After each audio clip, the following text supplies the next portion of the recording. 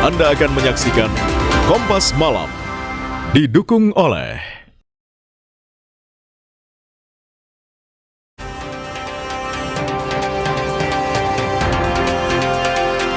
Pimpinan DPR RI menerima perwakilan mahasiswa yang menyampaikan aspirasinya di depan gedung DPR MPR Jumat sore.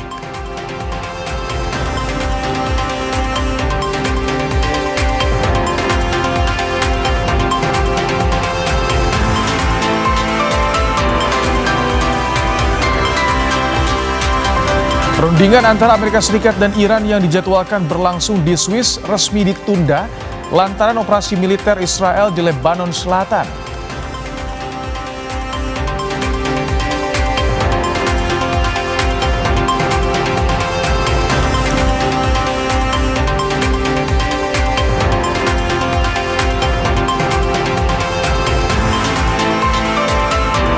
Usai jalani pemeriksaan kesehatan, dua tersangka kasus fitnah ijazah Jokowi, Roy Suryo dan Tifauzia Tiasuma atau Dr. Tifa, dirawat di Rumah Sakit Polri Kramat Jati, Jakarta Timur.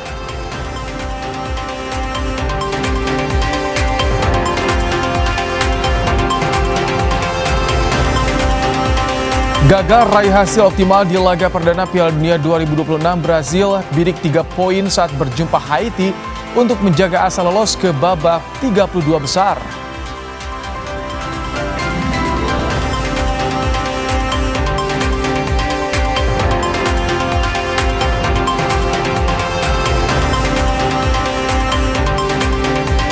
Pelatih timnas Indonesia John Herdman bertemu Presiden Prabowo Subianto di Hambalang, Bogor, Jawa Barat pada Jumat sore.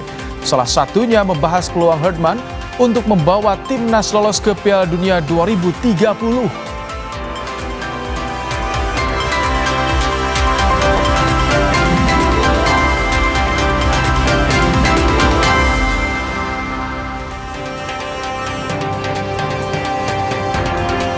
Halo, selamat malam saudara. Anda kembali menyaksikan program Kompas Malam bersama saya Rahmat Ibrahim langsung dari Studio Orange Kompas TV. Selain 5 informasi tadi, kami juga masih memiliki informasi lainnya untuk menemani malam hari Anda. Langsung saja kita simak informasi pertama di Kompas Malam hari ini saudara. Aksi unjuk rasa digelar Aliansi Mahasiswa di depan gedung DPR menuntut perbaikan ekonomi Indonesia.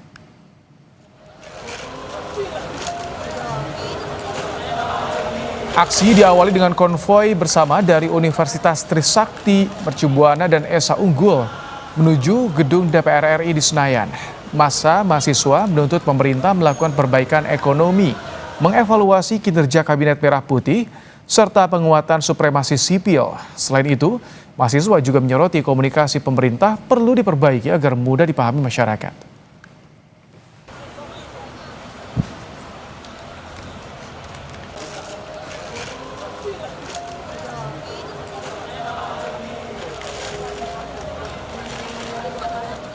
Pimpinan DPR menerima perwakilan mahasiswa yang menyampaikan aspirasinya di depan gedung DPR MPR pada Jumat sore. Sejumlah mahasiswa dari perguruan tinggi di Jabodetabek melakukan aksi demonstrasi di depan gedung parlemen sejak Jumat sore. Mereka menyuarakan aspirasi menuntut perbaikan ekonomi Indonesia. Setelah menerima aspirasi perwakilan mahasiswa di dalam gedung parlemen, Wakil Ketua DPR Sufmi Dasko Ahmad dan Saan Mustafa menemui massa mahasiswa di depan gedung DPR MPR.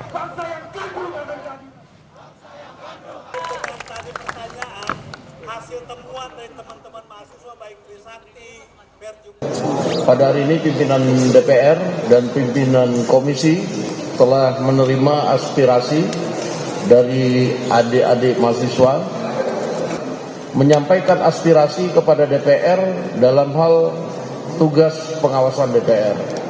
Tadi kami telah melakukan komunikasi, berinteraksi dengan sangat baik, dan karena memang kemudian waktu yang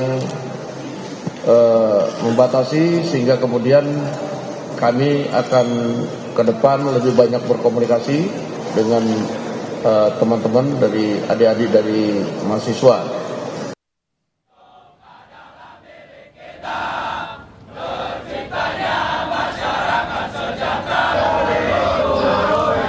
Aliansi BEM Mahasiswa Yogyakarta di gedung DPRD Yogyakarta juga menyuarakan sejumlah tuntutan perbaikan kondisi ekonomi. Di antaranya evaluasi program MBG dan Koperasi Desa Merah Putih, serta reformasi Polri dan militerisasi di ranah sipil.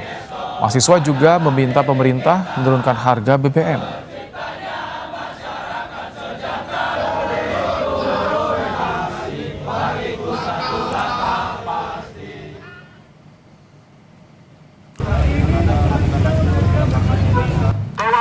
Mahasiswa yang tergabung dalam Aliansi Banyuwangi menggelar aksi demonstrasi di depan gedung DPRD Banyuwangi, Jawa Timur sejak Jumat siang. Selain meminta evaluasi program makan bergizi gratis dan program Koperasi Desa Merah Putih, mahasiswa juga mendesak pemerintah menekan pemborosan APBN, menurunkan harga kebutuhan pokok dan bahan bakar minyak, serta menjamin akses pendidikan yang inklusif bagi seluruh masyarakat. Usai ditemui utusan Pemkab Banyuwangi, mahasiswa akhirnya membubarkan diri pada Jumat malam. Kali lagi, dinas, saya keberatan untuk tanda tangan.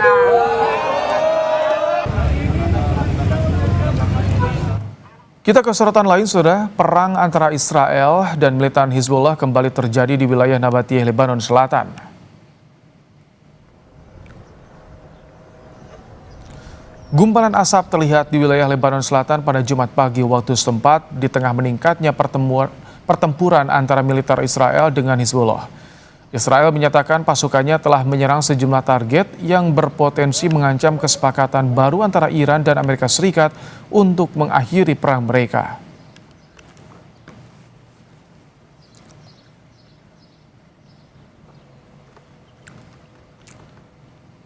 Saudara, jalan damai AS Iran yang ada di depan mata tersandung pola Israel yang masih menyerang wilayah Lebanon Selatan. Teheran menuntut Israel menarik pasukannya dari Lebanon Selatan yang saat ini masih diduduki. Perundingan antara Amerika Serikat dan Iran yang dijadwalkan berlangsung di Swiss resmi ditunda.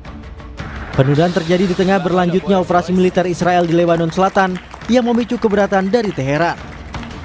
Penundaan ini menjadi hambatan bagi implementasi kesepakatan damai Amerika Serikat-Iran yang telah ditandatangani oleh kedua negara. Teheran menuntut Israel menarik pasukannya dari wilayah Lebanon Selatan yang saat ini masih diduduki. Perdana Menteri Israel Benjamin Netanyahu bilang pasukannya akan tetap berada di Lebanon Selatan yang diklaim sebagai tanah milik mereka.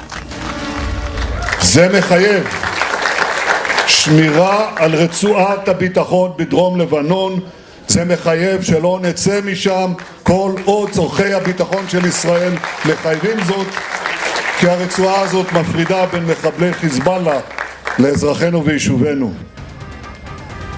Wakil Presiden AS JD Vance yang memimpin delegasi Amerika Serikat dalam pembicaraan tersebut telah bersiap terbang ke Swiss.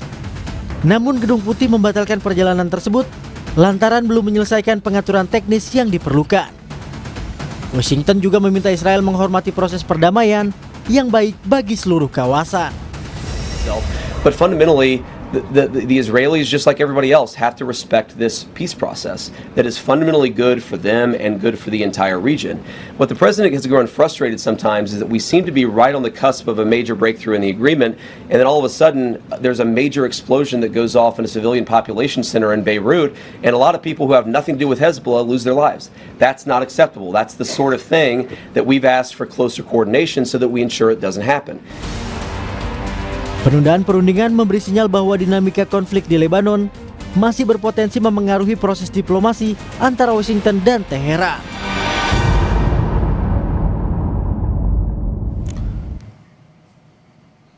Ya, pola Israel yang masih ngotot menduduki Lebanon Selatan jadi ganjalan damai AS Iran. Kesepakatan damai yang seharusnya ditandatangani hari Jumat di Swiss ditunda. Lalu bagaimana masa depan konflik Timur Tengah? Kita bahas bersama pengamat geopolitik dan Timur Tengah Mahfudz Siddiq. Selamat malam, Assalamualaikum Pak Mahfudz. Pak Mahfudz nampaknya masih di mute, boleh dibuka suaranya? Oh ya, Baik. Selamat malam, apa kabar?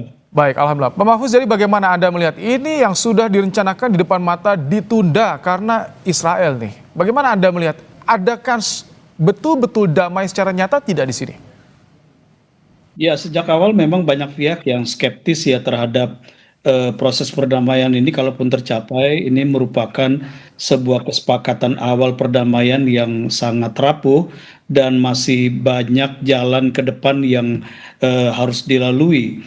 Dan kalau kita lihat sikap ngotot Israel yang menolak MOU perdamaian ini dan juga menolak untuk mundur dari Lebanon Selatan, ini menunjukkan bahwa Israel lah sebenarnya pihak yang paling berkepentingan terhadap perang ini, dan Israel saat ini dalam posisi belum mencapai tujuan utama dari perang ini, sehingga kemudian dia dalam posisi tidak mau menghentikan perang saat ini karena targetnya untuk menghancurkan kekuatan militer Iran, baik nuklirnya maupun rudalnya, ini yang masih harus ingin dilanjutkan dan Israel masih ingin menggunakan tangan Amerika.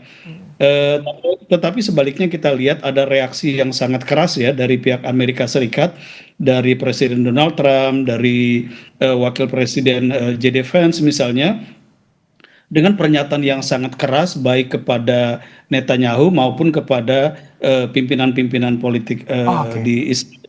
Jadi kita lihat sikap keras Israel ini juga telah menciptakan keretakan yang semakin dalam antara Amerika Serikat dengan Israel itu sendiri.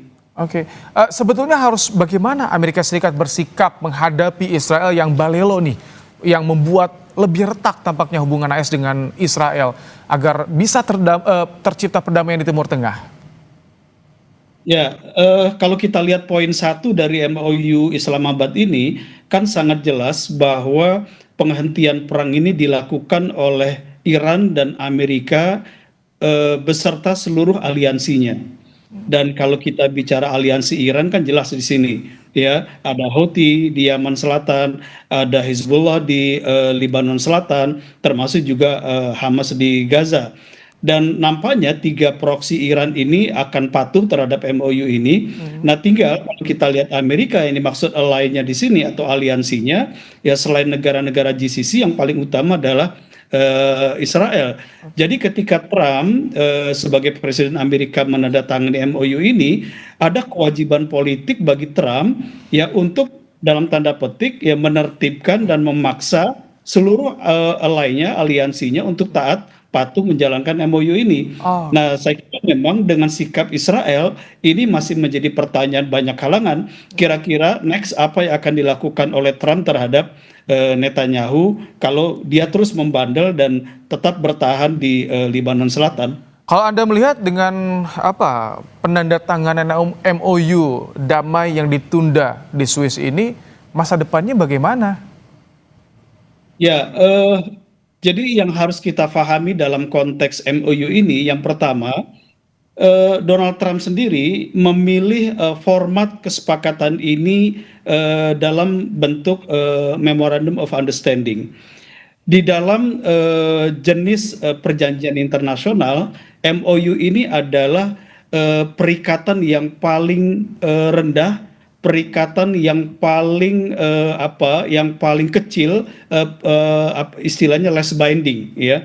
Sehingga memang kalaupun ada pelanggaran terhadap kesepakatan dalam MOU ini sifatnya lebih kepada pelanggaran secara politik ya. Ini persoalan itikat baik saja, tapi tidak ada konsekuensi pelanggaran secara hukum internasional. Ini berbeda dengan agreement, berbeda ya derajatnya. Ini berbeda dengan agreement, atau lebih jauh lagi ini berbeda dengan traktat atau treaty. Kalau treaty kan memang secara hukum dia binding dan dari masing-masing pihak pasti harus ada ratifikasi ya dari parlemen masing-masing pihak. Nah, karena ini MOU, jadi memang ini relatif masih sangat rentan karena dia less binding, dan ternyata kalau kita lihat MOU ini juga tidak bisa mengikat para pihak lain, pihak ketiga yang tidak secara langsung terlibat dalam proses perundingan. Nah, ini yang dijadikan celah oleh Israel untuk mengabaikan MOU ini karena dia merasa dia tidak terlibat dalam proses perundingan ini. Selain tadi dia punya alasan bahwa kalau dia ikut dalam perundingan ini dan sepakat, itu artinya mengakui kekalahan dan dia tidak mencapai target utama dari perang ini. Jadi walaupun sudah ditandatangani secara digital oleh presiden kedua negara, ini tidak akan berpengaruh apa-apa dalam perdamaian di Timur Tengah menurut Anda? Singkat saja, Pak Mahfudz. Ya, kalau untuk kawasan Selat Hormuz saya kira ini akan banyak berpengaruh karena ada komitmen dari Iran untuk membuka Selat Hormuz ini dan itu kan sudah terjadi dalam 1 hari pertama. Tetapi kemudian ada desakan yang sangat kuat dari kalangan militer Iran sekarang untuk menutup kembali ketika Israel menyerang kembali Lebanon Selatan dan bahkan tetap ingin bertahan di sana. Jadi saya kira sekarang yang paling menentukan apakah MOU ini akan berlanjut kepada final agreement-nya ya, dan bahkan nanti final agreement itu dalam bentuk resolusi Dewan Keamanan PBB sehingga sangat kuat. Ini tergantung pada sejauh mana Amerika Serikat bisa memaksa Israel tunduk patuh kepada MOU dan final agreement nanti. Saya kira itu yang akan menjadi kunci penyelesaian persoalan ini. Baik, terima kasih Pak Mahfuz Siddiq, pengamat geopolitik dan Timur Tengah untuk ulasannya di program Kompas Malam hari ini. Baik, terima kasih. Usai jeda saudara, gagal raih hasil optimal di laga perdana Piala Dunia 2026.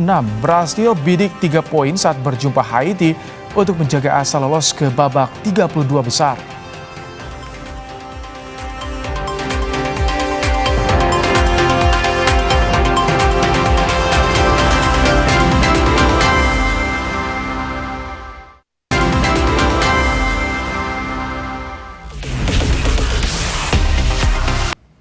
Mahasiswa di sejumlah daerah terus mendesak pemerintah mengevaluasi program makan bergizi gratis. Informasinya usai jeda.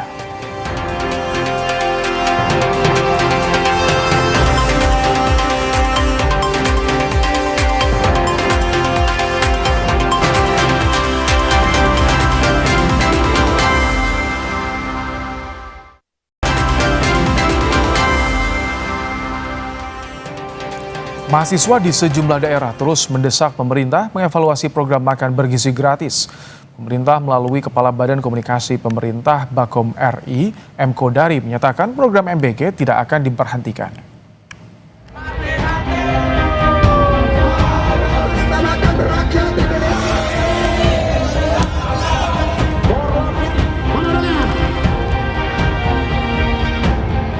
Demo desakan mengevaluasi program makan bergizi gratis digelar mahasiswa di sejumlah daerah selama sepekan terakhir. Dalam situasi ekonomi yang sulit, pendemo menilai pemerintah perlu menghemat penggunaan anggaran negara.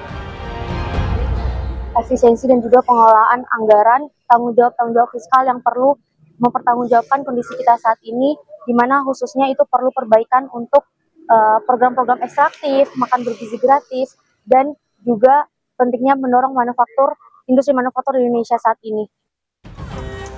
Tak hanya mahasiswa, kelompok masyarakat sipil yang tergabung dalam Aliansi Perempuan Indonesia menggelar unjuk rasa menuntut perbaikan ekonomi dan evaluasi program makan bergizi gratis. Namun, di tengah desakan evaluasi dan menghentikan MBG, ada juga dukungan terhadap pemerintah untuk terus menggulirkan MBG. Di Jakarta, Asosiasi Pedagang Pasar Indonesia dan Pengurus Tani Merdeka Indonesia menggelar aksi dan menyatakan sikap mendukung program MBG yang juga berdampak pada pedagang dan petani. Bentuk dukungan kami kepada Presiden Pak Prabowo Subianto. Ini bukan aksi pertama kita dalam pemerintahan Pak Prabowo Subianto ini, hampir 2 tahun pemerintahannya kita sudah turun menyuarakan terima kasih kepada Pak Prabowo Subianto. Karena yang kita tahu adalah kawan-kawan yang ada di lapangan hari ini, petani, pedagang ini sangat terbantu, sangat secara ekonomi meningkat, secara pendapatan juga meningkat dengan penetapan harga gabah, penetapan harga jagung, dan penyerapan hasil panennya ke MBG. Dan pedagang juga hari ini merasakan adalah stabilitas harga barang yang ada di pasar. Terima kasih Presiden Pak Prabowo Subianto, hanya itu aja. Dukungan terhadap MBG juga terjadi di Medan, Sumatera Utara. Masa aksi menilai MBG masih dibutuhkan masyarakat untuk memperbaiki gizi dan peningkatan kualitas hidup. Meski mendapat desakan menghentikan program MBG, pemerintah melalui Kepala Badan Komunikasi Pemerintah Bakom RI, M. Kodari, menyatakan program MBG tidak akan diberhentikan. Alasannya karena program MBG diklaim sebagai mandat dari rakyat. Dalam pernyataan tertulisnya, Kepala Badan Komunikasi Pemerintah Bakom RI, M. Kodari, bilang bahwa yang namanya MBG tidak bisa diminta langsung berhenti, karena itu adalah visi-visi dan kontrak politiknya Pak Prabowo. Presiden Prabowo dipilih karena program kerja yang dilaksanakan. Program tersebut tidak bisa diberhentikan. Salah besar kalau justru menuntut Pak Prabowo untuk menghentikan program itu, karena itu justru janji kampanyenya. Program unggulan Presiden Prabowo Subianto ini menuai gugatan dari Perhimpunan Pendidikan dan Guru. Iman Zanatul Hairi, salah satu guru madrasah dan kepala bidang advokasi guru dari Perhimpunan Pendidikan dan Guru menyebut anggaran jumbo untuk mendanai MBG memicu PHK terhadap guru yang menjadi pegawai pemerintah dengan perjanjian kerja atau P3K. Selain itu, gaji guru P3K paruh waktu lebih rendah dibanding guru honorer dan sebanyak 92 guru mengaku mengalami peningkatan beban kerja dan kekurangan waktu belajar setelah ada MBG. Menyatakan bahwa pelaksanaan program makan bergizi gratis berdampak pada terganggunya kegiatan belajar mengajar di sekolah. Lalu kemudian setelah ada MBG 2026 terjadi pemutusan hubungan kerja secara massal terhadap guru P3K yang dianggap sudah sejahtera dipecat juga, dan juga guru honorer. Guru honorer yang sudah terangkat menjadi P3K paruh waktu juga gajinya di bawah guru honorer. Kami mau melapor ke polisi, polisi punya dapur SPPG. Kami mau melapor kepada Tentara Nasional Indonesia, tentara punya dapur SPPG. Kami mau melapor ke DPR RI, anggota DPR banyak yang punya dapur SPPG. Jadi emang ini jalan terakhir untuk kami mengadu. Kepada siapa lagi? Kepada konstitusi lah. Kami berharap ya kalau anggaran sekurang-kurang 20% itu memang cita-citanya untuk kesejahteraan guru. Jadi kami berharap ini memang untuk guru dan tidak semestinya diambil oleh MBG. Sejak resmi dilantik oleh Presiden Prabowo pada 8 Juni 2026 lalu, pimpinan baru BGN langsung bergerak memperbaiki tata kelola MBG. Sejumlah langkah dilakukan termasuk salah satunya efisiensi anggaran. Badan Gizi Nasional mengeluarkan surat edaran nomor 12 tahun 2026 tentang penyesuaian operasional SPPG. BGN menghentikan sementara distribusi MBG selama libur sekolah. Seluruh SPPG yang tidak beroperasi selama masa penghentian distribusi MBG tidak akan menerima insentif operasional. Wakil Kepala BGN Agustina Arumsari menyebut, dengan langkah ini pihaknya bisa melakukan efisiensi insentif SPPG sebesar 3 triliun rupiah. Kami benar-benar tidak mendistribusikan MBG dengan maksud tadi untuk standarisasi tata kelola operasional, efisiensi sumber daya. Mungkin seperti yang Ibu dan Bapak juga tahu, saya sudah sampaikan pada saat doorstop lalu ya, kami BGN ingin melakukan tata kelola kembali, penataan kembali sehingga mengambil momentum liburan sekolah ini. Dan di dalam SE ini menegaskan bahwa dengan tidak didistribusikannya MBG maka seluruh SPPG yang tidak beroperasi tidak akan mendapat insentif. Nah itu yang garis bawah yang penting ya. Kalau kita melihat angka jumlah SPPG yang telah beroperasi 27.820 dikalikan dengan insentif per hari itu selama 18 hari, maka kita sudah bisa melakukan efisiensi insentif SPPG itu sebesar 3 triliun 4.560 juta. Lumayan. Wakil Presiden Gibran Rakabuming menyebut pemerintah berkomitmen memperbaiki tata kelola program MBG. Saat bertemu dan menyapa guru serta orang tua murid di Kabupaten Ende, Nusa Tenggara Timur, Wapres Gibran bilang MBG sangat dibutuhkan untuk di daerah tertinggal, terdepan dan terluar atau 3T.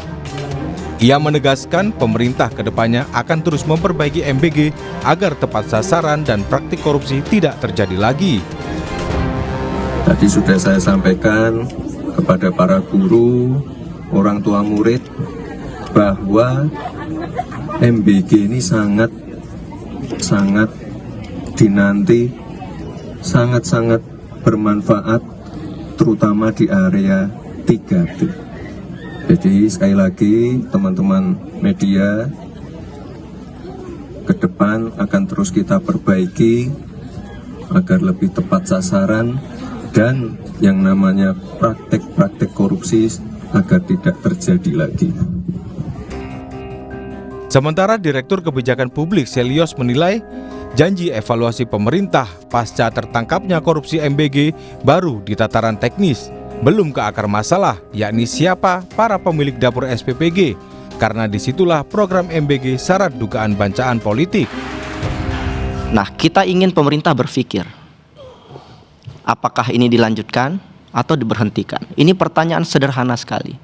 Bahwa dapur itu bermasalah, dapurnya banyak yang mengakali segala macam. Itu bicara soal how-nya. Tapi kita lupa bicara soal who-nya. Siapanya. Siapa penyelenggaranya, siapa pemilik dapur itu. Kalau soal siapanya tidak diselesaikan, bahwa pemilik dapur ini adalah mereka yang punya konflik kepentingan, bagian dari partai politik, ormas keagamaan, yayasan-yayasan terafiliasi dengan penguasa, ini tidak akan selesai. Sebelumnya, program andalan Presiden Prabowo makan bergizi gratis ternoda usai ex-kepala BGN Dadan Hindayana dan ex-2 wakilnya Sony Sanjaya serta Lodewijk Pusung terjerat kasus dugaan korupsi tata kelola makan bergizi gratis. Selain Dadan Hindayana, Sony Sanjaya dan Lodewijk Pusung, Kejaksaan Agung menetapkan 3 tersangka lainnya, yakni Asep Yusuf Somantri, Andri Mulyono, dan yang terbaru Glory Harimasihombing. Hingga kini, Kejaksaan Agung telah menetapkan 6 tersangka dalam kasus dugaan korupsi makan bergizi gratis. Tim Liputan, Kompas TV. Pelatih Timnas Indonesia John Herdman bertemu Presiden Prabowo Subianto di Hambalang, Bogor, Jawa Barat pada Jumat sore. Salah satunya membahas peluang Herdman untuk membawa Timnas lolos ke Piala Dunia 2030.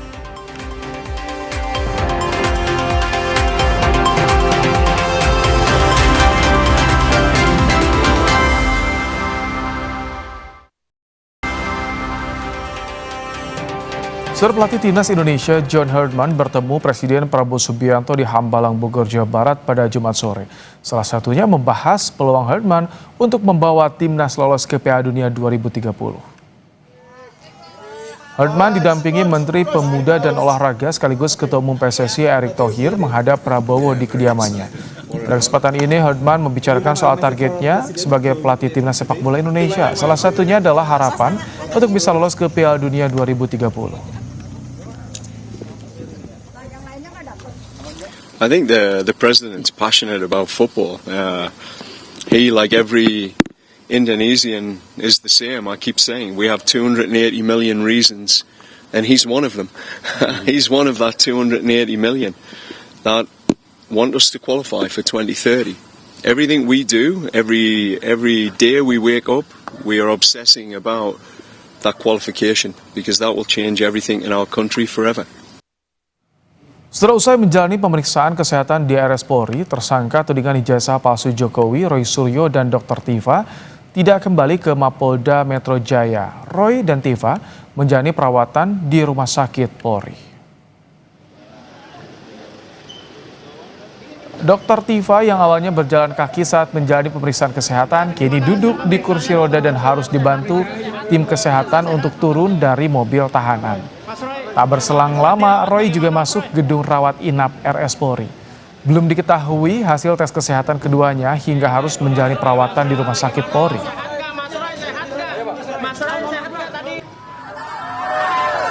Menanggapi penangkapan Roy Suryo dan Dr. Tiva, Presiden ke-7 Jokowi yang juga pelapor kasus ijazah mengatakan ia tetap mengikuti proses hukum yang berjalan. Mengenai keberadaan ijazah aslinya, Jokowi bilang masih dipegang penyidik Polda Metro Jaya sebagai barang bukti. Kita ikuti proses hukum yang ada sampai nanti di sidang pengadilan, karena nanti pengadilanlah yang akan memutuskan.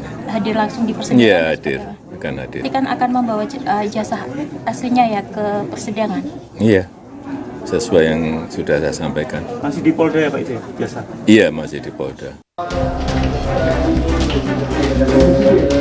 Jumat pagi, polisi menangkap 2 tersangka kasus fitnah ijazah Jokowi, Roy Suryo dan Dr. Tiva. Usai dilakukan penangkapan di kediaman masing-masing, baik Roy Suryo dan Dr. Tiva dibawa ke ruang penyidikan Polda Metro Jaya. Direskrimum Polda Metro Jaya menjelaskan penangkapan Roy Suryo dan Dr. Tifa merupakan tindak lanjut proses pelimpahan tahap 2 perkara ijazah palsu ke Kejaksaan Tinggi DKI usai berkasnya dinyatakan sudah lengkap atau P21. Polisi tegaskan sudah memeriksa 94 saksi, 26 ahli. Selain itu, seluruh barang bukti dokumen dan digital sudah diuji oleh lembaga yang tersertifikasi nasional dan internasional. Dari penyidik Ditreskrim Polda Metro Jaya telah melakukan pengamanan terhadap para tersangka, yaitu Saudara RS dan Saudari TF, sebagai bagian dari rangkaian proses untuk melaksanakan penyerahan atau pelimpahan tersangka dan barang bukti. Sementara itu, kuasa hukum Roy Suryo, Hosinuddin, menyayangkan penangkapan kliennya. Menurut Hosinuddin, selama ini kliennya selalu kooperatif dan tidak ada mengarah pada menghalangi penyidikan. Apapun yang dianggap sebagai dasar untuk melakukan proses penangkapan, menurut kami tidak terpenuhi baik secara objektif maupun secara subjektif. Artinya tidak ada satupun alasan objektif yang bisa dijadikan pembenar bagi penyidik Polda Metro Jaya untuk melakukan upaya paksa, apalagi dilakukan tanpa didampingi oleh penasihat hukum.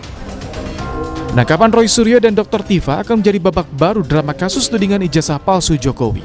Roy Suryo dan Dr. Tifa ditetapkan sebagai tersangka sejak pertengahan November 2025. Tim Liputan Kompas TV.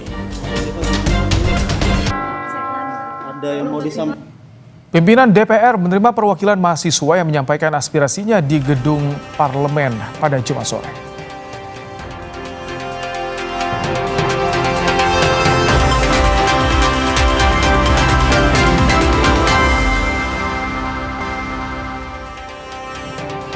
Aksi unjuk rasa digelar Aliansi Mahasiswa di depan gedung DPR menuntut perbaikan ekonomi Indonesia.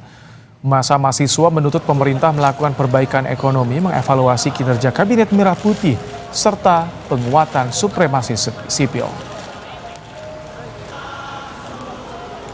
Pimpinan DPR menerima perwakilan mahasiswa yang menyampaikan aspirasinya di depan gedung DPR MPR pada Jumat sore. Setelah menerima aspirasi perwakilan mahasiswa di dalam gedung parlemen, Wakil Ketua DPR Sufmi Dasko dan Saan Mustafa menemui masa mahasiswa di depan gedung DPR MPR.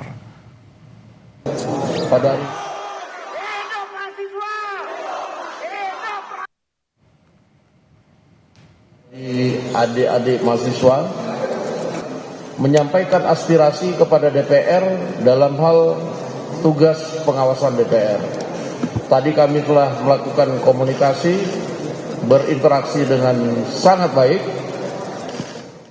Terima kasih Anda telah menyaksikan program Kompas Malam hari ini. Perbaharui terus informasi Anda di Kompas TV dan siapkan air mineral dengan kemurnian optimal yang murni pasti sejuknya. Saya Rahmat Ibrahim, sampai jumpa.